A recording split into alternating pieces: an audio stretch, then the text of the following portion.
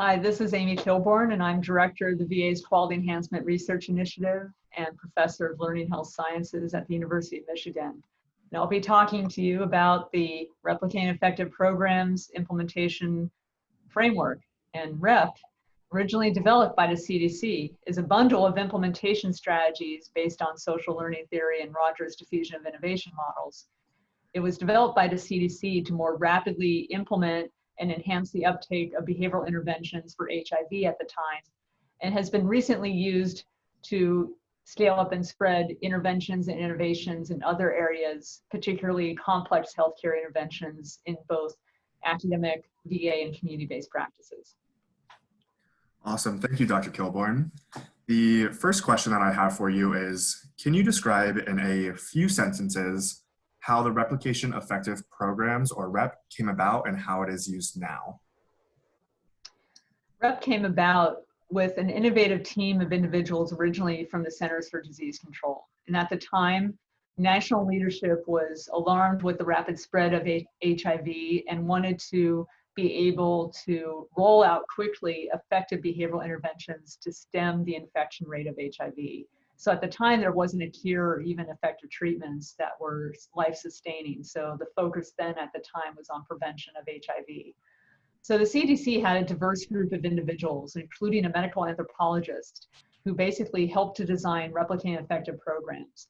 Her name was Mary Newman, and she worked tirelessly to be able to outline the steps it took to be able to take an intervention off the academic shelf that had been proven to be effective, translate it and rewrite it in a way in lay language that was digestible or understandable for different community practices, allowing community-based organizations and community members to adapt different core elements of that intervention, and then have the steps that were required to have it implemented and sustained over time.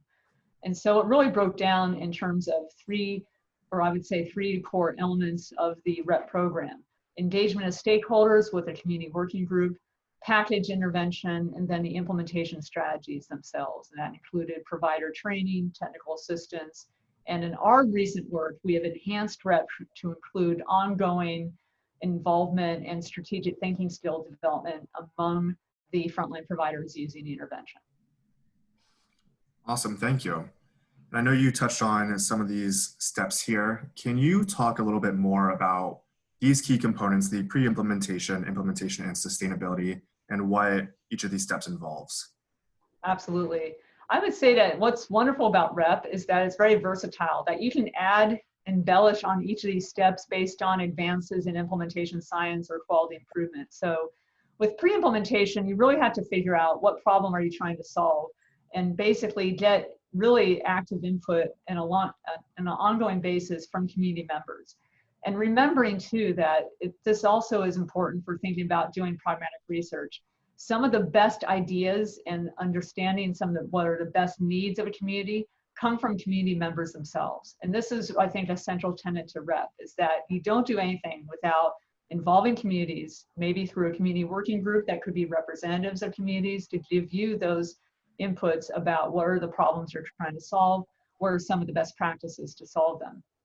So in pre-implementation, it's really kind of getting to a sort of a partnered research phase to be able to have a shared understanding and trust in terms of how research can benefit that community and what the research can be able to do for them.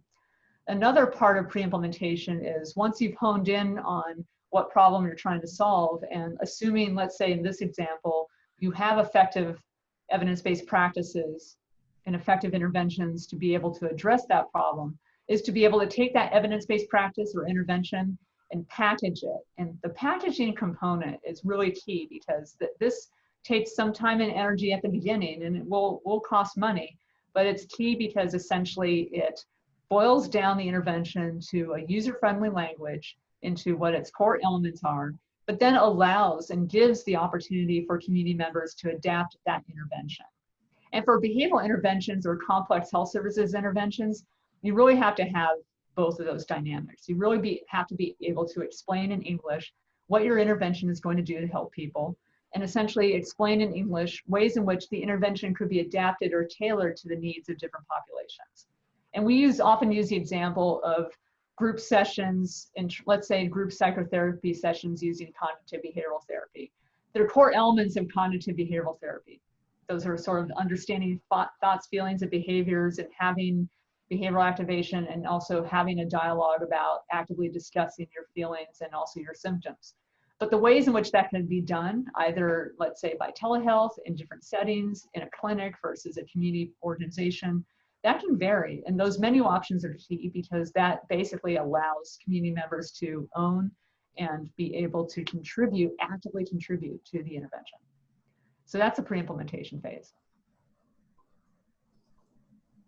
Awesome, thank you. Next, can you describe what makes REP especially well suited for planning pragmatic research? REP can be really well suited for planning pragmatic research is because it boils down the steps in doing pragmatic research in a practical way, and because of the heavy involvement of community members and practitioners as well. That essentially, you don't want to do anything without active involvement of the community. That a central philosophy to REP is the idea of nothing about us without us, that you can't really do research in a vacuum. It also hones in on what I call the packaging phase, and that's basically to understand what is your intervention designed to do. Even if you're still testing the effectiveness of an intervention, it's important to know what are the core elements of the intervention, because you want to be able to quickly measure fidelity to that intervention during the time in which you're rolling something out, to really make sure that the intervention is being used as intended. In terms of other aspects of REP, I would say the implementation phase is key because it really, again, articulates what the important aspects of implementation science are to doing pragmatic research. And in pragmatic research, again, you want to think about the fact that you're always going to need to think about the implementation aspects of your intervention that you're testing or implementing. You want to be able to think about what is the perspective of the frontline provider or practitioner or the healthcare leader in doing this study. So implementation is really the study of strategies to ensure that interventions and evidence-based practices stick over time, and they stick beyond doing the research study. You want to be able to have an implementation plan or playbook by the time that research study ends and the researchers no longer have the funding. You want to be able to give something back to the community that includes an implementation playbook on the how-to of getting that intervention to scale. And then with sustainability phase, this is key too, because it really breaks down important considerations of what you want to measure to understand, and to basically understand the impact of the intervention and the implementation process over time, to be able to make that business case and return on investment back to the community saying, hey, this intervention was worth it, and this is how much it will cost to maintain it over time. Thank you for sharing. So I'm going to play advocate a little bit and ask the opposite. What are some key challenges or possible pitfalls to using REP for planning pragmatic research? I think some of the pitfalls is it will take some front-loaded time by the implementers and the researchers themselves to come up with the planning. I would say also, and this is also something I brought up earlier in my talk about the need to value the groundwork that needs to be laid to work with community partners. A lot of the work on pre-implementation and implementation takes time. You may need to do your own rapid cycle pilot studies to figure out, for example, what are the best implementation strategies to do to use this intervention. It also, in many respects, you can see from obvious standpoint, is that it's presented as a linear model, that you go from pre-implementation, implementation, sustainability, problem solved, end of story.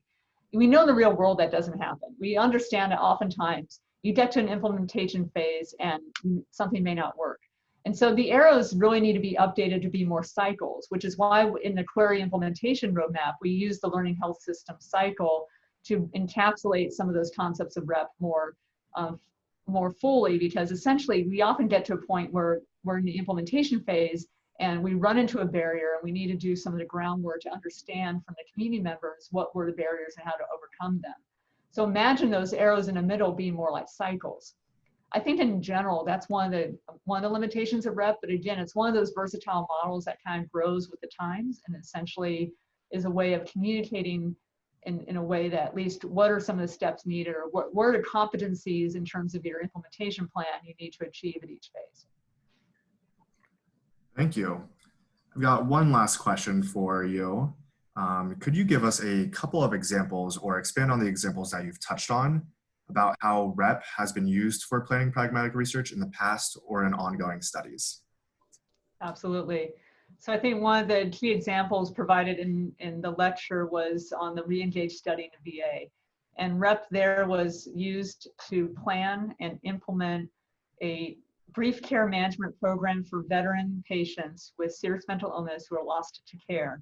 And this program was planned based on active discussions with leadership, where we used the pre-implementation phase to identify what the need was. Actually, they told us what the need was, and they said, we want to do research in this re-engage program.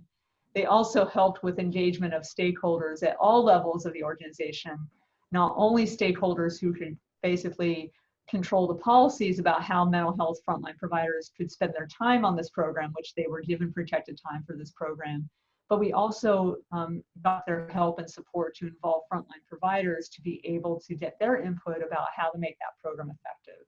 And so through that process, we used REP to actually understand and kind of frame how we would approach designing a pragmatic trial of comparing different implementation strategies for the re-engage program. And the implementation strategies were sort of blown up in that middle box under implementation, where essentially we compared the standard REP implementation strategy of practitioner training and technical assistance with enhanced REP, which added ongoing provider consultation and strategic thinking skill support over time. And that was the enhanced version of REP. And of course, we used the sustainability phase to frame the way we would evaluate this. Thank you again, Dr. Kilbourne, for taking the time to meet with me today and answer some questions about replicating effective programs. I'm looking forward to having you in live discussions as well during COPRH Con on August 11th and 12th. I'm sure our guests are excited to see you as well. Great. Thank you so much for this opportunity, and I look forward to hearing from you more. Thank you.